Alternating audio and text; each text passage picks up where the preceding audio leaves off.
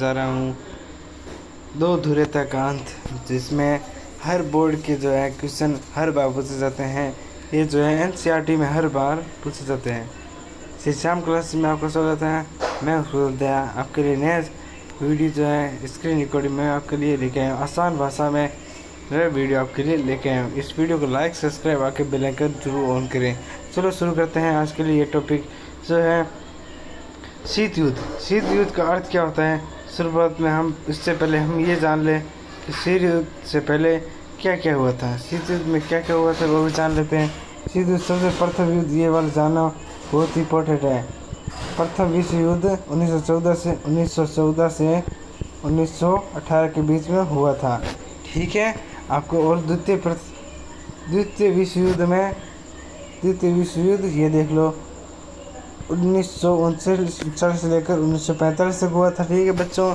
मित्र राष्ट्र के अंदर ये अमेरिका था, सोवियत संघ और ब्रिटेन और फ्रांस, और दूसरे राष्ट्र में जर्मनी, जापान और इटली। मैं आपके आगे बताना चाहता हूँ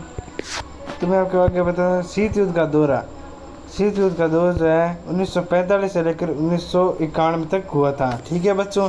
ये किन दो देशों के बीच में हुआ था? एक अमेरिका के बीच में और एक यूएसएसआर यानी सोवियत संघ के बीच में हुआ था, ठीक है बच्चों। और आपको नीचे बताता हूँ शीत युद्ध का अर्थ क्या है। ये बहुत ही कॉम्पिटिटिव एग्जाम यानी आपके क्लास 12 के अंदर ये जो है पूछा जाता है, ठीक है बच्चों। शीत युद्ध का अर्थ अभिप्राय है ऐसी स्थिति से है जहाँ पर तनाव और संघर्षपूर्ण होता है, लेकिन वहाँ पर जो है युद्ध का संभावना बनी रहती है, लेकिन वहाँ पर जो है वास्तविक रूप से संतुलित युद्ध नहीं होता है। और आगे और बताता हूँ कि 1945 से लेकर 1991 तक के समय को हम शीत युद्ध के दौरे के नाम से जाना जाता है, ठीक है। इस काल में यूएसए और सोवियत संघ के बीच में तनाव जैसी स्थिति रही थी, और इस लड़ाई को जो है कहा गया कि शीत युद्ध कहा गया। इन दोनों दो गुटों के बीच में जो है लड़ाई चली थी, एक यूएसए के बीच में और एक यूएसआर। इन दोनों के बीच में आपसी तकरार बनता रहता था। तो आगे और बताते आपको ये बर्लिन की दीवार। आपको जूम करके मैं बता देता हूँ कि बर्लिन की दीवार कहाँ पर थी। बर्लिन की दीवार यहाँ बीच में थी। ये देखो ये दीवार कब बनी थी? तो बच्चों ये दीवार 1961 के अंदर बनी थी, ठीक है बच्चों। ये देखो ये वाली थी दीवार, ये देखो बर्लिन की दीवार, ये ऐसे दीवार बनी हुई थी। और ये पूरी खेमा, ये पश्चिमी खेमा कौन सा है? ये वाला यूएसएसआर यानी सोवियत संघ का है, और ये यूएसए का है, ठीक है बच्चों। आगे आपको नीचे बता देता हूँ।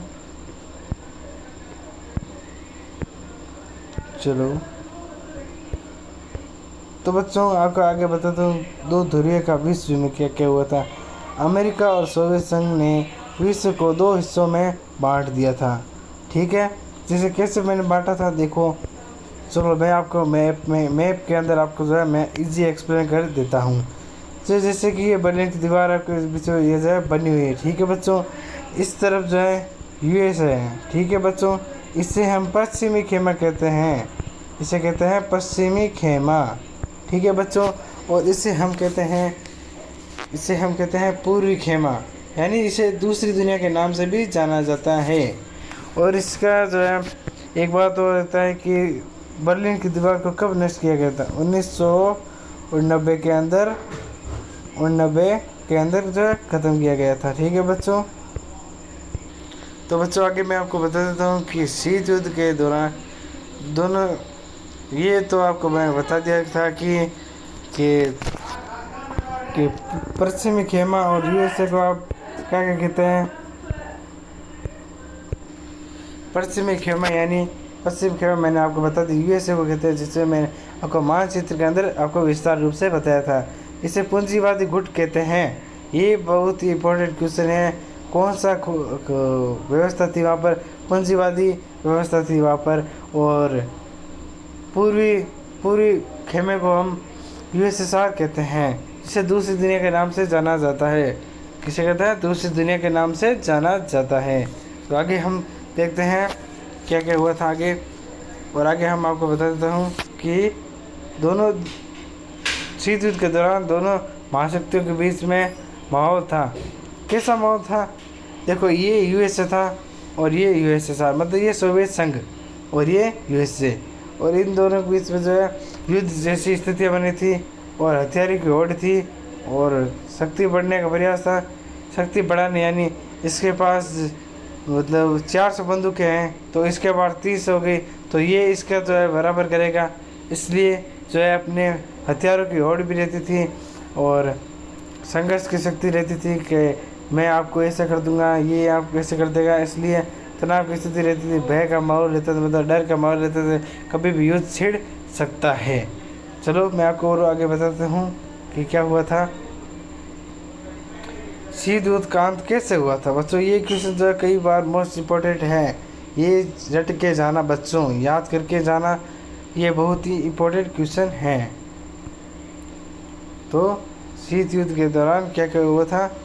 तो शीत युद्ध के दौरान हमारे यहाँ पर जो है सबसे पहले कहने की वाली बात है कि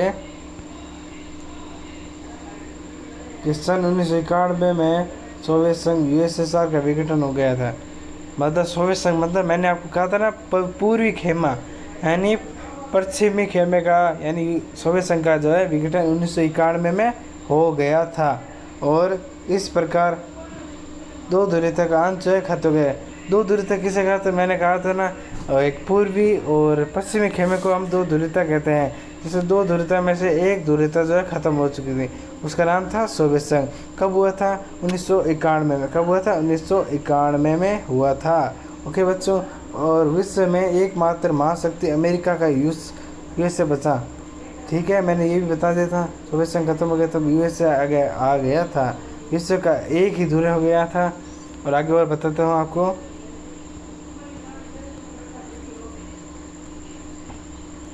सोवियत प्रणाली। सोवियत प्रणाली क्या है बच्चों?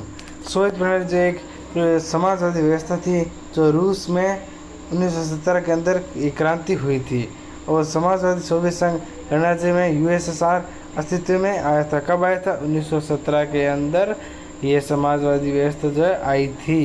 ये क्वेश्चन बहुत ही इंपॉर्टेंट है। ये क्वेश्चन 2022 के अंदर पूछा गया था, आरबीसी बोर्ड के अंदर पूछा गया था। और इस क्रांति में पूंजीवादी व्यवस्था का विरोध किया गया था।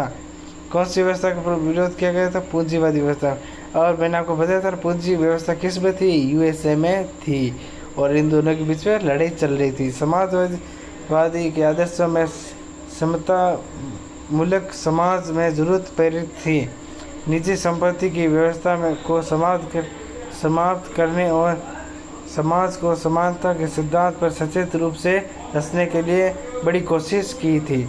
और दूसरी दुनिया मैंने आपको बताया था कि जैसे कि दूसरी दुनिया किसे कहते हैं?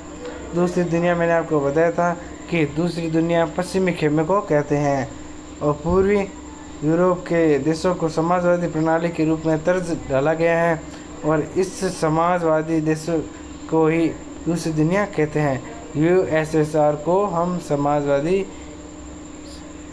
देश ही कहते हैं। और आगे आपको बताता हूँ कि इनकी विशेषता क्या क्या थी। सोवियत संघ की यूएसएसआर की क्या विशेषता थी, तो आपको बताता हूँ कि सोवियत संघ की क्या क्या विशेषता थी। वहाँ पर मैं तो देख आपको पता ही होगा, वहाँ पर दोनों बीच में लड़ाई चल रही थी, तो इस बीच में जो पूंजीवादी व्यवस्था का जो विरोध किया जाता था और समाजवाद का आदर्श किया जाता था बच्चों। ठीक है बच्चों, तो मैं आपको आगे और बताता हूँ कि सोवियत संघ में अर्थव्यवस्था थी और कम्युनिस्ट पार्टी और समाजवादी पार्टी थी, जिसका मैंने आपको बताया नाम बताया था। 1917 में जो हुआ था विघटन। न्यूनतम जीवन स्तर की सुविधा और सभी नागरिक उपलब्ध थी, मतलब समान सब था वहाँ पर, और बेरोजगारी नहीं थी वहाँ पर, ऐसा कहने का मानना है।